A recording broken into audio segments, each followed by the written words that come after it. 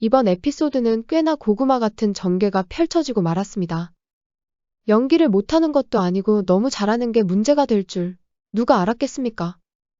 정연이에게 찾아온 절체절명의 위기, 정연이가 갖고 있던 치명적 약점, 그건 다름 아닌 자체 발광하는 천재적 재능이었습니다.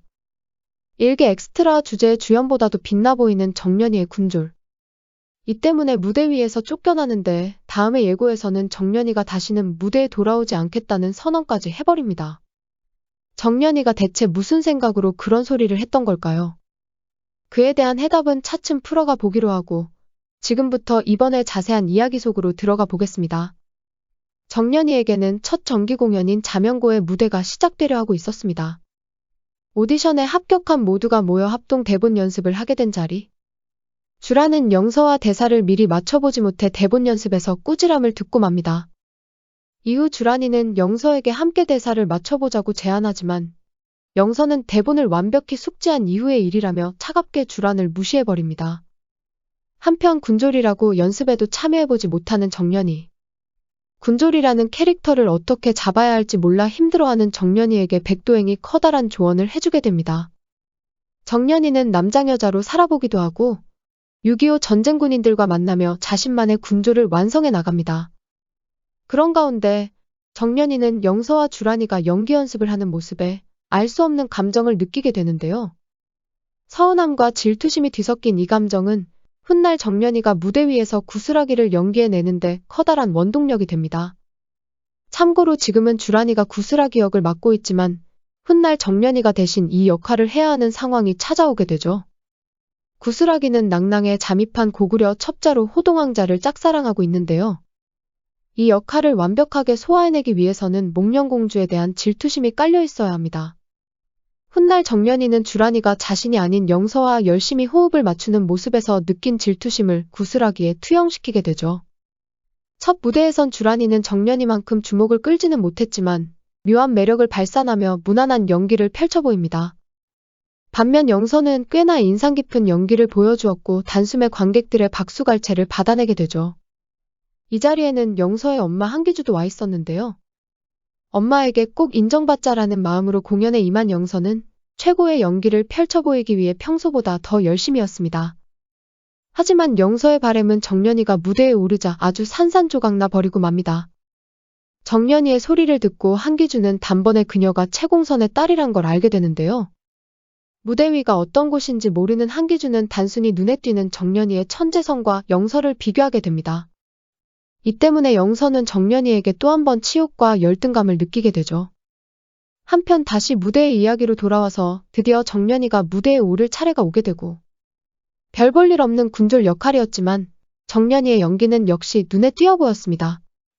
그런데 여기서 지나치게 연기를 잘하는 정연이의 연기를 지적하는 문옥경. 방금 전 영서의 연기를 보고 고무된 정연이가 너무 의욕적으로 연기에 임해서였는지 대본에도 없는 애드립을 치기 시작합니다. 이런 정연이의 모습에 강소복은 눈살을 찌푸리고 마는데요. 강소복은 무대에서 내려온 정연이에게 유난히 관객들의 이목을 집중시키고 있다며 너무 튀어 보이지 말라고 따끔한 경고를 해줍니다. 하지만 정연이는 강소복이 무슨 뜻으로 그런 말을 했는지 제대로 이해하지 못하고 있었습니다. 무대 위에 오른 정연이는 군졸에 너무 감정이입을 해버린 나머지 결국 엄청난 사고를 치고 말죠. 강소복의 경고를 무시한 채 적벽가에 군사서름이란 대목을 애달프게 불러버린 정연이. 정연이의 소리가 끝이 나자 관객들로부터 엄청난 박수갈채가 터져나옵니다. 이 순간만큼은 무대의 주인공이 문옥경이나 영서도 아니었고 바로 정연이었습니다. 하지만 정연이는 자신의 행동이 무대를 망치고 있다는 걸 미처 깨닫지 못하고 있었습니다.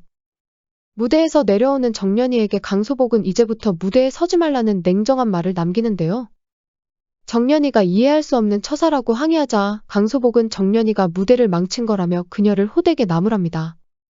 관객들은 모두 정연이를 보고 환호했지만 무대 뒤의 반응은 그야말로 싸늘함 그 자체였습니다. 이번에는 항상 정연이 편을 들어주던 문옥경마저 정연이에게 등을 돌려버리고 마는데요. 정연이는 극단원 모두의 차가운 시선을 느끼고 나서야 자신이 진정 무엇을 잘못했는지 깨닫게 됩니다. 정연이는 타고난 천재성으로 무대 위에서 자체 발광하는 장점이자 단점을 동시에 갖고 있었습니다. 다른 사람들과 호흡을 맞추지 않아도 되는 영화나 텔레비전 속 주인공이었다면 정연이의 재능은 엄청난 장점이었을 겁니다. 하지만 주변 사람들의 연기에도 귀를 기울이며 호흡을 맞춰야 하는 무대 위에서는 정연이의 재능이 치명적 단점으로 작용했던 것이죠. 정연이처럼 재능을 타고난 배우는 자기도 모르게 무대를 쓸어버린다고 해서 무대 광풍이란 별명이 붙기도 합니다. 과연 정연이는 어떻게 이번 위기를 극복해낼 수 있을까요? 이 드라마는 생각보다 아주 충실하게 원작을 따르고 있습니다. 원작에서는 부용이란 인물이 정연이를 곁에서 도와주기는 하지만 드라마에서가 정연이가 스스로 해결 방법을 찾아내고 있습니다. 원작에서의 정연이는 부용이의 도움으로 학교 합창부 연습을 보며 합의 중요성을 깨닫게 됩니다. 드라마판에서도 역시 학교에서 합창부 연습을 구경하다 깨달음을 얻게 될 것 같은데요. 이후 정연이는 무대의 모든 소리에 귀를 기울이기 위해 대본을 통째로 연습하기 시작합니다. 자기가 맡은 역할뿐 아니라 자명고의 모든 인물들을 연구하고 연습하게 된 거였죠. 그리고 이런 정연이의 노력이 빛을 발하게 되는 상황이 찾아옵니다. 다음의 예고에서 모두를 놀라게 만든 정연이의 마지막 말. 다시는 무대로 돌아가지 않겠습니다란 대사였는데요. 이 말 앞에는 모두가 놀랄만한 사연이 숨겨져 있습니다. 바야흐로 정기 공연은 12번째 회차를 맡고 있었습니다. 그리고 여기서 구슬하기를 맡았던 주란이가 감기 몸살로 쓰러져 버리고 말죠. 큰 역할을 맡게 된 주란이는 의욕이 너무 앞섰던 건지 매일 밤 과한 연습을 이어가고 있었습니다. 그러더니 결국에는 이렇게 탈이 나버리고 만 것이었죠. 바로 다음 씬에서 무대 위에 올라야 하는 주란이가 쓰러져 버린 비상 상황. 주란이를 대신해 구슬하기 역을 맡을 사람은 눈을 씹고 보아도 찾을 수 없었는데요. 고민을 하던 강소복 앞에 갑자기 정연이가 달려나옵니다. 대사는 전부 외우고 있다며 자신을 무대 위로 올려달라는 정연이. 강소복은 당연히 고개를 가로저었는데요. 그런 강소복에게 정연이는 절대로 무대를 망치지 않겠다 약속합니다. 그리고 그 약속을 지키지 못하면 다시는 무대에 돌아오지 않겠다고 말했던 것이죠. 코앞에 닥친 불부터 꺼야 했던 강소복은 속는 셈 치고 정연이를 무대 위로 올리게 되는데요.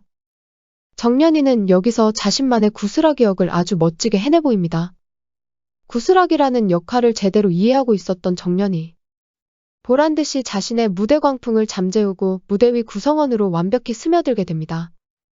정연이의 연기는 튀지 않았지만 인상적이었고 전체의 흐름을 깨지도 않았습니다. 정연이는 어느새 자신의 단점을 완벽히 보완해 진짜 국극배우로 거듭나 있었던 것이죠. 이후 정연이는 정기 공연이 끝날 때까지 구슬하기 역을 완벽히 연기해냅니다. 주란이의 감기 몸살이 꽤나 오래간 덕분이라고 해야 할까요? 자명고 공연이 끝이 나고 메라는 전국순회 공연에 돌입하게 됩니다. 이제부터 정연이의 진짜 국극배우 인생이 시작되게 되는데요. 참고로 주란이가 순회 공연에 참여할 수 없었기에 정연이가 계속해서 구슬하기 역을 맡게 된 거였습니다. 시간은 아주 빠르게 흐르고 순회 공연을 마치고 돌아온 정연이는 꽤나 멋진 국극배우가 되어 있었습니다. 그리고 모든 사건들이 한 번에 터지게 되는 6개극단 합동공연에 막이 오르게 됩니다. 여기서 문옥경과 서혜랑이 메란을 나가버리고 정연이는 목소리를 잃어버리기도 합니다. 메란은 창설일의 가장 큰 위기를 맞게 되면서 마지막 공연에 사활을 걸게 되는데요. 과연 앞으로 어떤 전개가 이어질지 벌써부터 다음 회가 기다려지네요. 구독과 좋아요 부탁드립니다. 저에게 큰 힘이 됩니다.